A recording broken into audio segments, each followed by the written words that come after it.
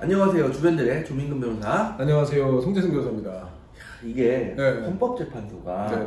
사실은 우리나라에서 원래 최초에 재헌헌법 때는 없었어요. 네. 그러다가 이제 육공화국 헌법 노태우 대통령이 당선되고 어. 되면서 88년, 89년 이때 헌법재판소 생겼는데 사실 우리나라 헌법재판소 제도가 해외에서도 굉장히 잘 운영되고 있다. 이런 들로 유명해요. 그러니까 이런 얘기할 때는 왜 변호사였는지 모르겠어. 왜? 이 역사 선생님이라지 국사 선생님. 헌법학자? 헌법학자까지는 아니고. 그만큼 이제 그 정도는 우리는 아니고. 이제 학식이 기반이 된 변호. 이런 게 있지 않습니까? 어쨌든 오늘은 헌법재판소에서 의미 있는 판결이 났기 때문에 의미 있는 결정이 났기 때문에 우리가 영상을 켰어요. 그죠? 사실 이게 성범죄를 주로 다루는 저희 같은 법무법인에서는 너무너무나 살결로 다가오는 이런 거거든요. 그렇지. 왜냐하면은 지금 우리가 진행하고 있는 사건, 그 다음에 지금 막 끝난 사건들, 이런 사건들에서 직접적으로 적용될 수 있는 것에 대한 지금 위헌 판결이 오늘 났기 때문에 그런 것들을 또 우리가 실시간으로 서치해서 확인하고 머릿속에 넣어놓고 법무법인 내부에 이제 공유를 한단 말이에요. 그렇죠. 이 사건도 10분 전에 기사가 났어. 이거 진짜 얼마 안 됐어. 그래서 10분 전에 기사가 나서 기사가 나자마자 여러분들께 알려드리기 위해서 우리가 영상을 킨 거예요. 저희가 사실 헌법재판소에도 이제 아는 사람들이 있고 하다 보니까 이제 대략적으로 이제 언제 어떤 판결에 대해서 이런 걸 안다 알고 있었고 이거에 대해서도 이제 나겠거니 생각을 했는데 조 변호사님 마침 나더라고. 마침 났어요. 네, 마침 조 변호사님께서 말씀하신 그 살결로 다가온다 이런 것 중에 사실 이슈가 되는 그 법 규정 중에 하나가 사실 7년 이상의 징역형을 선고해야 된다라는 그 범죄들에 대해서는 정말 피고인 입장에서 진행할 때도 그렇고 피해자 입장에서 진행할 때도 그렇고 이 법 규정은 항상 이슈예요. 그죠? 그렇죠. 왜냐하면 일단 말씀드리면 5년 이상의 징역이라고 돼 있는 거, 그다음 7년 이상의 징역이 돼 있는 게 완전히 달라요. 왜냐하면 우리나라는 판결을 할 때 봐주면 재판장이 장량강경을 할 수 있어요. 장량강경을 하면 법정에서 절반 뚝 잘라냅니다. 그렇기 때문에 5년 이상이라고 돼 있는 거는 2년 6월 이상이 되는 거고 7년 이상이라고 돼 있는 건 3년 6월이 되는 거예요. 맞습니다. 여기서 문제되는 게 뭐냐면 얘기를 해봐. 집행유예를 선고할 수 있는 건지 아닌 건지가 갈리게 되는 거예요. 그렇죠. 이제 장량감경을 해가지고 이제 2년 반 이상을 선고할 수 있을 때에는 집행유예가 가능합니다. 왜? 집행유예는 3년 이하의 형을 선고할 수 있을 때만 가능하거든요. 맞아요. 그런데 7년 이하의 그 법정형을 규정하고 있을 때에는 법관이 장량감경 하더라도 3년 6월 이상의 형을 선고할 수밖에 없기 때문에 집행유예형을 선고하는 게 불가능해요. 그렇죠. 이거예요. 우리나라 법은 기본적으로 법 자체에 6년 이하의 징역이라고 되어 있는 건 없어요. 맞습니다. 다 5년 아니면 7년이야. 물론 그러니까 이게 우리나라는 1357을 좋아해. 그러니까 1357을 좋아하기 때문에 6년 이상, 그러니까 6년 이하의 징역, 8년 이하의 징역 이런 거 없어요. 그래서 우리나라 1년 이하의 징역, 2년짜리는 있어. 3년 있고 4년 없어요. 5년 있고 6년 없어요. 7년 있고 8년, 9년 없고 10년 있어요. 그죠? 그렇기 때문에 3이냐, 5냐, 7이냐. 이게 사실은 2.5냐, 3.5냐기 때문에 결국은 3을 기준으로 해가지고 집행유예가 되느냐, 안 되느냐를 가리는 매우 중요한 기준이에요. 그렇습니다. 오늘 그래가지고 그 헌법재판소에서 위헌 결정이 난 그 죄명 뭐였죠? 어떤 게 아니면 여러 가지가 있는데 결과적으로 위헌이 난 건 이겁니다. 주거침입죄를 범한 사람이 강제추행 또는 중강제추행을 했을 때, 즉 이제 성폭력 처벌에 관한 특례법에 3조에 여러 가지들이 쭉 있는데 거기에서 되게 많은 걸 규정하고 있어요.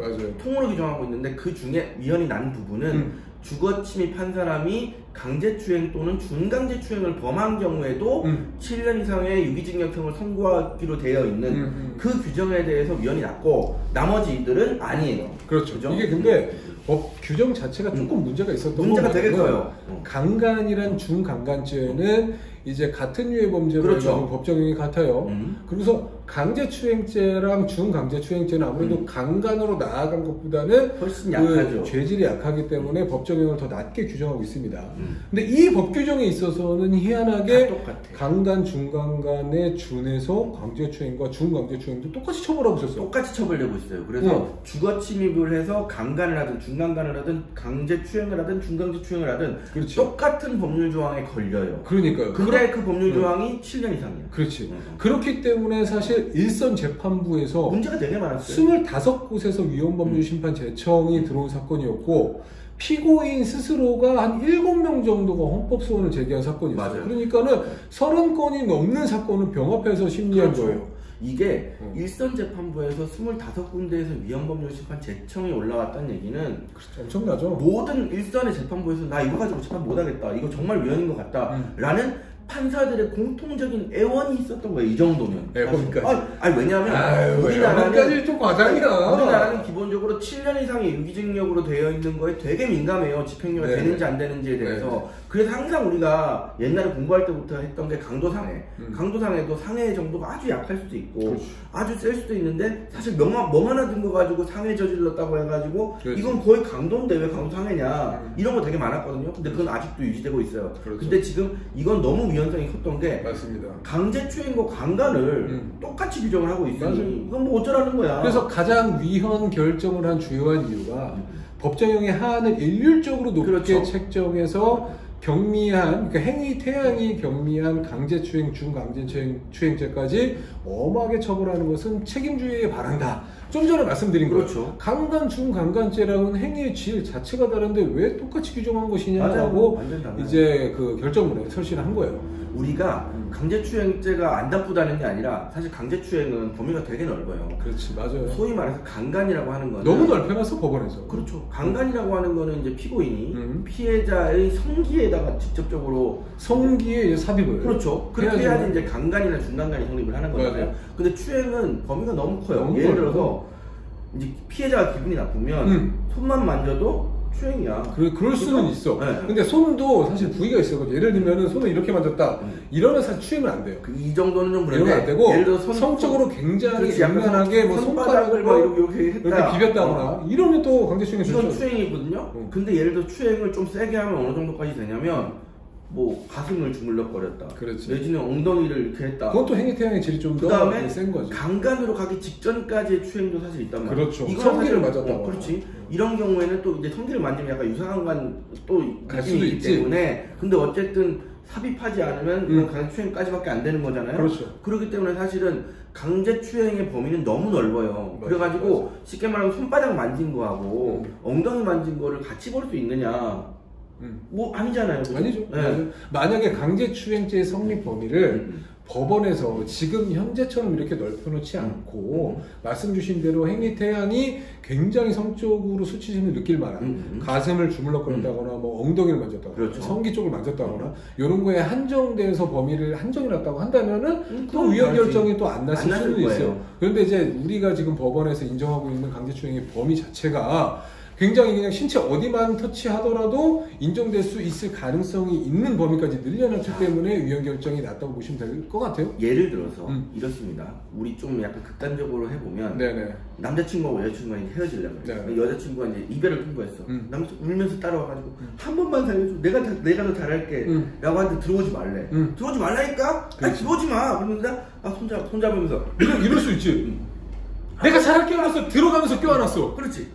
추행이야 이거. 주거침입 플러스 추행이다. 그렇지. 이거 무조건 7년이니까 3년 6월 이상이에요. 즉 이 사람은 합의를 하건 공탁을 하건 1억을 주건 2억을 주건 감옥 갑니다. 그렇지. 맞잖아. 이게 위헌 났다는 거예요. 이건 말이 안 되잖아요. 반의사불벌죄나 뭐 친고죄 이런 것도 다 폐지가 됐기 때문에 이 사람 여자분이 그러니까 피해자가 열받아가지고. 당연히 나 들어오지 말라고 명시적으로 했는데 들어왔어. 주거침입이잖아. 그러면서 안 왔어. 그러면 강제추행이고. 그렇죠. 이게 합산이 됐기 때문에 당연히 현재 이게 위헌이 아니라면 네네. 형법법 3조 1항에 주거침입죄를 범한 사람이 강제추행까지 한 경우에 해당하기 때문에 요거 7년 이상의 징역으로 처벌하고 그렇지. 합의하고 피해자도 선체하고 우리 오빠 살려서 우리 다시 사귈 거예요. 맞아요. 이렇게 해도 3년 6월이기 때문에 아무리 낮아도 3년 6월 3년 6월 감옥 가야 됩니다. 그러니까 요거 위헌 났다는 거예요. 네, 맞습니다. 이게 지금 법률 규정이 개정된 게 2020년도에 개정이 됐어요.